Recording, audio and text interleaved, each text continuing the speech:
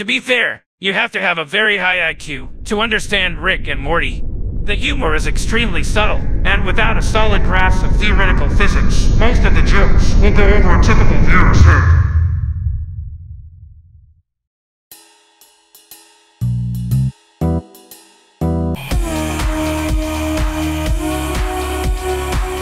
You know, it's kind of hard to be a fan of adult cartoons. In a way, it's like having a friend who's got this very bad habit that's destroying his life. There's this really cool guy I know who's got these deep and philosophical musings on life. You should really get to know him. And he's throwing up his weight in cotton candy. Beautiful. Sorry about that. But I know someone else that's really cool. Some of your speed is probably South Park. He's funny and he has such a way of communicating the ridiculous nature of the world around us. Oh, and he's smothering everyone in feces. Again. Don't get me wrong, adult cartoons are much better than they were back when I started this thing, when you only did have South Park, and cartoons desperately trying to be the worst of South Park. Now I can count the number of good adult cartoons on more than one hand. So, we're getting somewhere positive. However, virtually all of them still have bad habits that we should have left decades ago. And that brings us to Rick and Morty. What can be said about Rick and Morty? It was the smartest show on television. Being based on these crude Back to the Future parody things that probably wouldn't get 1 star on Newgrounds. Alright, Doc, say no more. I'm going down to your balls right now. Ouch! It's working, Marty! Oh, ouch! Ah, it hurts! I'm disappearing, it hurts! Jesus Christ! It burns! It managed to immediately get 100 episodes out of nowhere, even though it had only like a fifth of that so far. At the end of its 3rd season, which was considered an absolute train wreck. It had really funny characters, until they expected the audience to start taking them seriously. I mean, it has an audience that thinks it's an acceptable thing to do to fake a mental illness and shout Pickle Rick at a local McDonald's like anyone on Earth would find that actually funny. I'm Pickle Rick! What beloved dum-dum! I'm Pickle Rick! Rick! Rick! Rick! I'm Pickle Rick! But I digress. What I'm trying to say is that I'm fairly tired of Rick and Morty. I still think it's a good show, but what once had the potential to be one of the greatest shows of all time, basically filling a void that Futurama left behind, is now lucky if it's going to be seen as okay in hindsight. I mean, those first 2 seasons were great. They were amazing. And then they hired a bunch of new writers for the 3rd season. They claimed it was to be diverse or something that I don't even want to get into. It doesn't really matter why they hired a bunch of writers. When you do hire a bunch of new writers all at once, the quality of a show almost always goes to shit. That's inevitable. Not helping was that the cracks were beginning to show before that anyway. The first episode of the show that I didn't like was Get Swifty. It was a nothing burger episode that had a more entertaining subplot, because the concept of the episode was completely stupid, and they had Rick blatantly out of character. But people loved it because of the memes. Yeah, who cares that Rick, who absolutely hates authority, needed the president's help to solve an extraterrestrial problem? President didn't even fucking do anything in the episode! We love getting swifty, though! Get swifty? What the hell is that? It's our world's best effort, that's what. Take off your pants and your panties, shit on the floor, time to get swifty in here. That one line in 22 minutes of garbage. I suppose I shouldn't have been surprised when they made Pickle Rick, an episode that did exactly the same thing. The show dodged criticism again for a terrible episode by throwing in a random non-sequitur meme. Then we got an episode about dragons being bonded sexually, like they found some Aragon Rule 34. Like what is this? What happened to this show? I love it. I really do. It's like a sitcom. Adult Swim gives Rick and Morty 100 episodes, basically saying that they'll love the show forever, through sickness and in health, through poorness and in wealth. Forever and ever the two shall be together. And it lets itself go, you know, like any other cliche sitcom wedding. Fitting, because as time goes on, it has more and more stereotypical sitcom characters. This wouldn't make me so mad if Rick and Morty still didn't have flecks of greatness in it. It still has the potential to be great. The Rick Lantis mix-up actually did an episode about systemic racism and didn't end up utter preachy shit. Like, you know, 99.99 infinitely repeating of everyone else to ever try it in history. You got the episode where Morty is able to save in real life, and just seeing how far the character can be pushed in that concept. Hell, this show is able to make things interesting when Jerry has floating shoes. However, it keeps wanting to do the one thing that is not interesting no matter what. Figuring out who these characters are as people. And the show only works, once again, because we don't care about Beth and Morty and Rick and Jerry and Summer as people, because they are awful people. Rick and Morty can be great when it tries, but all too often, it doesn't try anymore. Why? Because it doesn't have to! 100 episodes guaranteed! On top of that, everyone loves even its worst episodes. The ones that are just copy-pasted memes. Why would anyone try with that setup? I don't even know why I'm surprised when the latest episode is about giant sperm monsters. This is the hardest review that I've had to make for quite some time. And if you haven't seen it, because that's up in the air right now because of copyright, the last review I did was entirely about a class learning about the wonders of shit. So the plot of this episode is that Rick needs horse semen. However, because Morty has been using the horse masturbator, Rick accidentally creates mutant sperm monsters. Excuse me for a moment. Why?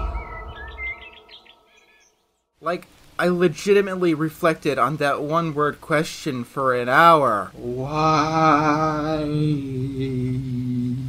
Is it supposed to be funny? Terrifying?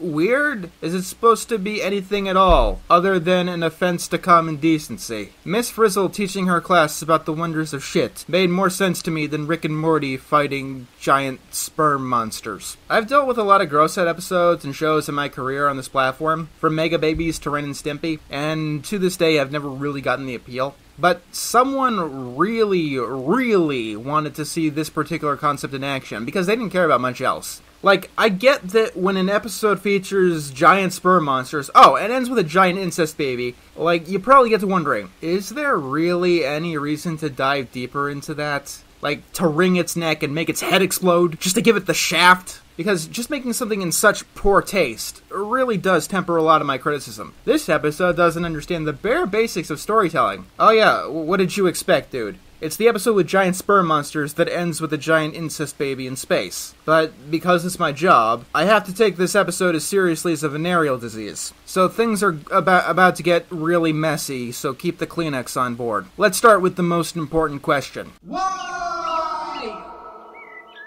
The second most important question. How did this happen? How did we get from an intelligent show exploring abstract scientific concepts that had developing and interesting characters to one where they're fighting sperm demons because a boy used a horse masturbator? In general, it's called a catalyst, the how or the why a story happens. So, Rick needs horse semen. Ignoring the why, let's ask why. You know that race of underground-dwelling cannibal horse people that we're always fighting? Yeah, the Chuds. What about them? Well, don't tell anybody, but I'm working on a bioweapon to use against them. Already off to a beautiful start. Vindicators 3 pulled this exact same trick, where the show tried to bring us in on a story where the previous parts weren't episodes and never actually happened on screen. So it was like we were watching part 3 in a series of episodes. The result was that it was messy and confusing and smelled too much like pineapple, leaving you feeling like you needed to take a shower. So much so that it was the creators' least favorite episode. Good to know that they're repeating one of the cardinal mistakes from one of their most hated episodes. I know that the show is nowhere near as good as BoJack Horseman, where it brings back little random things, so maybe it's too much to criticize this show for plot holes.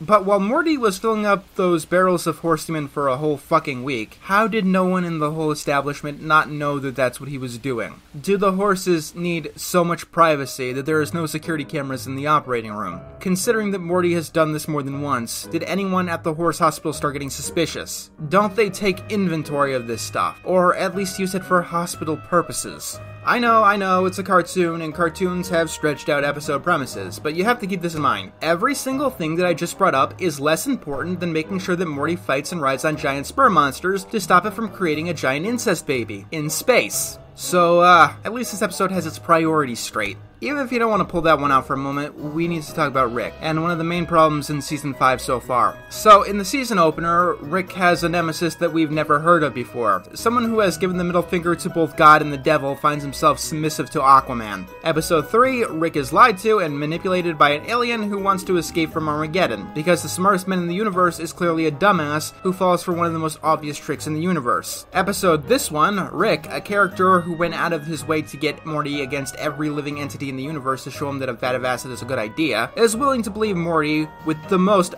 blatant possible lying. Guess I should test it and make sure it's... Make sure it's what? Horse semen, obviously. Okay, but it says it is right on the You're barrel. not being very scientific, Morty. Measure twice, cut once, especially with Did semen. you even ask Mom if you could have this? Morty, if I wanted to steal horse semen, Yes, I asked her. What is at stake for you here? Why don't you trust labels? All right, fine. I won't test it. God damn, your generation really picks random hills to die on. That what was in those barrels was actually horse semen. For no reason! Throughout the entire episode until it is literally pointed out to him. I actually kind of expected this to be Rick trying to teach Morty a lesson about, like, lying to him specifically, because that would have actually made fucking sense. That would be in character, and it would have been an actually goddamn story. But no, if Rick acts suspicious, and like Rick Sanchez, then we couldn't have a plot where people ride on sperm to stop them from creating a giant incest baby. Are you beginning to see my problems with this episode? It's the only Rick and Morty episode I could point to that has blatant and obvious plot holes. Morty's gun runs out of ammo here. Morty is able to use the exact same gun with no ammo to kill the sperm monster here. And of course, the President also buys Morty's lies, even though he has literally no in-character or in-universe reason to.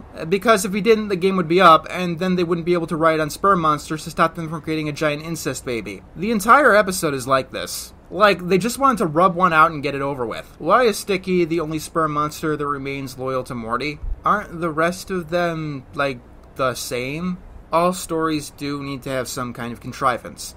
If someone didn't suddenly figure out where the Ark of the Covenant was, something that has been lost for thousands of years, we couldn't have a cool adventure where Indy tries to track it down. If everyone in this episode wasn't half-baked morons, we wouldn't have a plot where they were fighting giant sperm monsters trying to stop them from creating an incest baby. Are you seeing my point here? But let's say that this is a story that you really wanted to see. Like, you're into it. Like, your hand is twitching, because this story just makes you feel these funny things inside. You really just want to see it. Like, now you've got to see it. You have to properly build it into the world that you constructed. You've got to create a proper excuse, and only as much excuse as you need. Even if we didn't have giant sperm monsters trying to create an incest baby, this would be the worst episode of Rick and Morty yet, because of how forced it is. No one acts in character at all, and it also has this forced sexism shit. Oh yeah, I almost forgot to mention that. I'm sending my best men with you. And women. It's a fine suggestion, but I doubt their leader will be a sexy queen that needs to be kickboxed. There's this subplot with Summer and Beth dealing with a bunch of sexism that comes, like, right the fuck out of nowhere. And I'm all like, is this the episode where you really want to make any kind of statement? Well, maybe the pilot got too horny as they approached America's vagina. Or was it, like, intentional to write a girl power message in a sperm-encrusted episode? Is it supposed to be metaphorical? None of you have an idea? I do. That's right, me, the girl. Like, the episode goes on and on about this in such a pork-fisted way. Like, it's getting off on how politically correct it is. But it's done in a way that, like, only works in a parody. Like, this can only work with these dialogue and plot choices if you're trying to say that this kind of stuff doesn't happen in the real world, and it would be funny and cartoonish if it did. Which, I don't think that that's what they were going for when they hired a bunch of female writers. There is a way to do this message properly. All you have to do is give all of your time slots to BoJack Horseman because it's a much more competent show. And you'll get the message you're going for across quite nicely. Because it actually takes talent to not make a dick of yourself when dealing with sticky topics. These innuendos haven't been funny, have they? You did a shameful thing. Dwelling on it isn't gonna help, you know? Am I right? Sometimes you just gotta wipe it off, toss it in the trash, and head back to study hall. Have they? Morty, you've always been a straight shooter. You can't prove that! Have they? Now, how do we deal with these orgazogoblins? No takers? Okay. These Kumpelstiltskin's. Then get your hand off your fucking crotch and use it to write some real fucking jokes. Variety is the spice of life, and if your nightly routine becomes routine, you might find it hard to get your audience eager to get into the game. Just beating one note as hard and vigorously as you can is going to do nothing but burn people out. And then you're going to be dealing with this long, annoying refractory period where no one just wants to deal with you anymore. They could last for days or even longer. I know I'm not alone in hating this episode. Like, the only thing that people seem to like from this episode is this samurai jack-off here, who, of course, ends up getting himself killed. Because we can't have an episode about something that people actually want to see. We need to have episodes about giant sperm monsters trying to create a giant incest baby instead. So the samurai dies wearing women's underwear, and tells Rick and Morty to tell his wife that he wasn't. And after the battle, she comes out of fucking nowhere, like everyone else in this episode, to ask these random people she doesn't even know if her husband was wearing her underwear. And then she seems like she really wants to know until she does know. I could come up with better humor by making a dartboard of random words. That was easy. And this is a reference to commercials that haven't been on the air since before Rick and Morty got started about a decade ago. Those Staples commercials were for 2008. The 12-year-olds this episode was written for weren't even born yet. Altogether, this is one of the worst episodes that I've seen in quite some time. Family Guy wishes that it could squirt something this bad out. Like, what am I supposed to say about episodes like this? The only positive thing that I could say about Rickdependence spray is that it doesn't get idiots on the internet to advocate for eco-terrorism like the last episode did. And no, that's not a joke. But when that's the bar we're setting, we're in trouble. Speaking of that, at this point I want to say that Rick and Morty is officially in trouble. I mean, it's not too late for them to turn this tailspin around. Mortyplicity was like the classic episodes. It took an interesting concept and ran with it. Yeah, it was a little bit forced, but in that episode we got to see Smiths fighting other Smiths, contemplating their own deaths, trying to outsmart each other. In this episode, we got to see, well, you know the point at this point. Maybe this was just an off day, or maybe it's a sign of things to come. Considering that they have 100 episodes guaranteed, they can make more episodes like this with complete impunity. So, I'm not sure what I'd bet on in this situation. That deal was one of the worst deals in animation of all time, and it would have been with any show. I'll see you all next time. Hopefully with something that doesn't fill us with shame and regret.